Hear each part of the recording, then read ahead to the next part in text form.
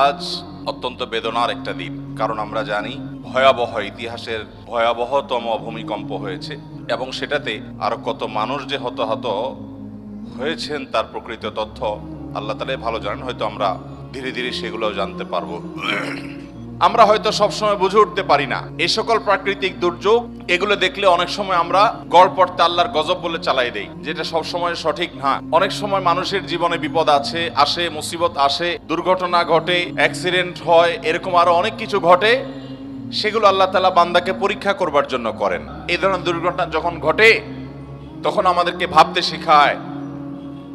না ঘুমানোর নিয়ত করে যখন রাত 2টা 3টা সকাল 7টা 8টা 9টা 10টা অ্যালার্ম দিয়ে ঘুমায়, ফজরের নামাজ পড়ার নিয়ত নাই, ঘুমের সময় সে নিয়ত করেই শুইতেছেন। আপনি মোবাইলের ভিতরে অ্যালার্ম সেট করলেন 10টায় 11টায় 9টায় 7টা 8টায় উঠবেন, অফিসে যাবেন, কাজে কামে বের হবেন।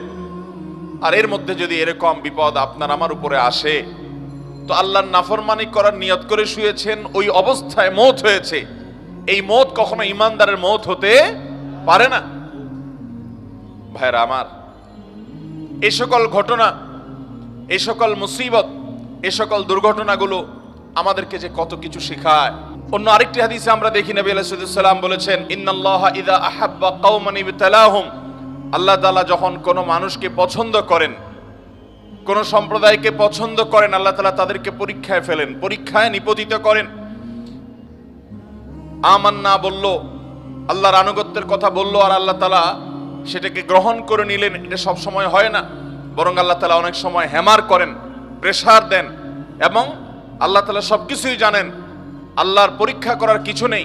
তারপর আল্লাহ তাআলা আমাদের কাছে প্রমাণিত করেন যে এই বান্দা আল্লাহ তাআলার খাঁটি বান্দা। তিনি আমান্না মুখে বলেন নাই, কলব থেকে বলেছেন, অন্তর থেকে বলেছেন। এই জন্য বিভিন্ন বিপদ আপদ, বিভিন্ন মুসিবত দিয়ে আল্লাহ তাআলা অনেক সময় মানুষকে পরীক্ষা করেন। অতএব এই যে প্রাকৃতিক যত দুর্যোগ হয়, সেটা ঝড় হোক, জলোচ্ছ্বাস হোক, কোনো দুর্ঘটনা হোক, ব্যক্তি জীবনে হোক, পারিবারিক জীবনে হোক, কোনো একটা ছোট্ট সমাজে হোক, একটা দেশের জন্য হোক, পৃথিবীর বড় অংশ জুড়ে হোক, এগুলোকে সব সময় আমরা চোখ বন্ধ করে আল্লাহর গজব হিসাবে চালাবো না। বিশেষ করে যখন ঈমানদারদের উপরে পতিত হবে, সেটা হতে পারে আল্লাহর পক্ষ থেকে পরীক্ষা, আবার হতে পারে আমাদের কোনো অপরাধের কারণে, কোনো পাপের কারণে, কোনো গুনাহের কারণে আল্লাহ রাব্বুল আলামিন আমাদেরকে শাস্তি দিচ্ছেন। কারণ আল্লাহ তাআলা কোরআনে অন্য আয়াতে বলেছেন, যাহারাল ফাসাদু ফিল বাররি ওয়াল বাহরি বিমা কাসাবাত আইদিন নাস,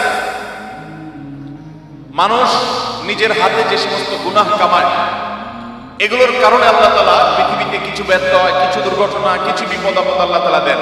কেন দেন?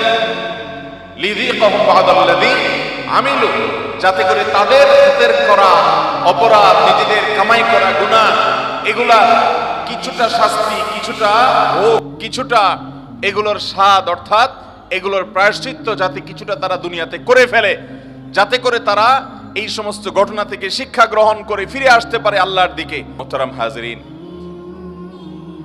ঠিক ফজরের সময় ভোরবেলা এই ধরনের দুর্ঘটনা যখন ঘটে, তখন আমাদেরকে ভাবতে শেখায়।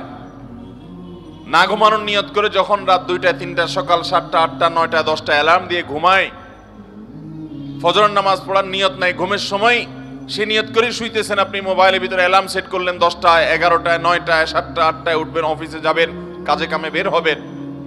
আর এর মধ্যে যদি এরকম বিপদ আপনার আমার উপরে আসে, তো আল্লাহর নাফরমানি করার নিয়ত করে শুয়েছেন, ওই অবস্থায় মওত হয়েছে। এই মওত কখনো ঈমানদারের মওত হতে পারে না। ভাইরা আমার, এই সকল ঘটনা, এই সকল মুসিবত, এই সকল দুর্ঘটনাগুলো আমাদেরকে যে কত কিছু শেখায়। একটা শহর শেষ হয়ে যাচ্ছে সামান্য 1 মিনিট সময়ের মধ্যে।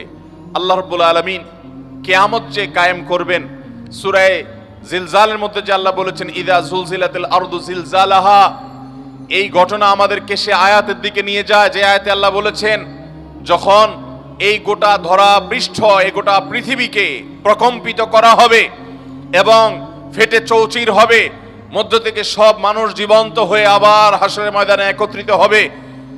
কিভাবে গোটা পৃথিবীর সংসার ভেঙে শেষ হয়ে যাবে, ইস্পাত সভ্যতা এবং ইট বালুর এই দালান, এই সভ্যতা, এটা কিভাবে চুরমার হয়ে মাটির সাথে মিশে যাবে, আজকের কিছুটা অনুমান করা যায় কি যায় না? আল্লাহ রাব্বুল আলামিন আমাদেরকে শিক্ষা অর্জন করার তৌফিক দান করুন। মুহতারাম হাজিরিন, আমাদের যে কাউকে এরকম বিপদের মুখোমুখি যে কোনো মুহূর্তে হতে পারে।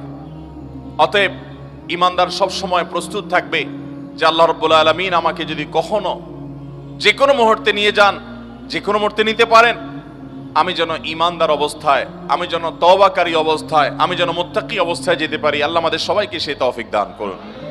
ভাইরা আমার, এই ধরনের ঘটনা প্রায় ঘটে পৃথিবীতে, বড় বড় দুর্ঘটনাগুলো, কিন্তু আমরা কিছুদিন সেগুলো নিয়ে আলোচনা করি, আবার আমরা যে সে আগের জায়গায় ফিরে চলে যাই।